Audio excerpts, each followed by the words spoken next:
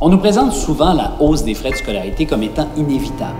On nous dit qu'il faut imminemment s'adapter dans le cadre du marché concurrentiel mondial de l'économie du savoir. Mais la première question qu'il faut se poser quand on entend ça, c'est mais c'est quoi cette nouvelle vision-là de l'éducation? Comme si c'était un marché. Avant, on pensait que c'était un service public et on avait une autre vision du rôle de l'université. Traditionnellement, le rôle de l'université, c'était de transmettre le patrimoine intellectuel, culturel, scientifique de l'humanité. Former des gens autonomes et qui sont capables de juger, de critiquer, de réfléchir. On nous dit maintenant que le premier rôle de l'université, ce n'est plus ça, c'est de stimuler le développement économique, puis que les gens doivent considérer ça comme un investissement de leur capital humain, comme si c'était des marchandises. On passe donc d'une éducation par répartition, où la connaissance est vue comme un bien commun qu'une génération transmet à la suivante, qui est financée par des mécanismes qui redistribuent la richesse, à une autre forme d'éducation qu'on pourrait appeler par capitalisation.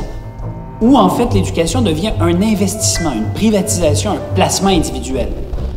Elle sert d'abord à produire des innovations qui vont aider les entreprises à jouer du coude sur les marchés boursiers et qui vont nous aider, nous, à nous placer sur le marché du travail.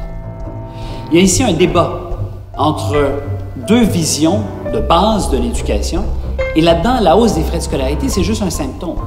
Si on accepte que l'université est d'abord un lieu commercial, alors on accepte de payer le gros prix pour jouer sa vie sur le marché académique. Autrement, si on admet que l'université, c'est d'abord un service public qui vise à développer la réflexion, à transmettre le savoir, on ne peut pas souscrire à l'idée d'une augmentation des frais de scolarité.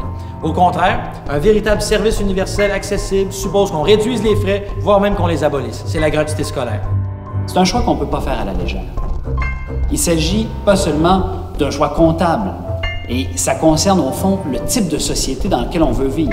Est-ce qu'on veut vivre dans une société d'individus entrepreneurs qui sont là pour gérer des risques, des catastrophes et faire de l'argent au passage? Ou une société de gens qui ont la formation qui les rend capables d'autonomie, de réflexivité et de résoudre peut-être les gros problèmes sociaux qui sont devant nous et les crises environnementales terribles auxquelles nous sommes confrontés aujourd'hui?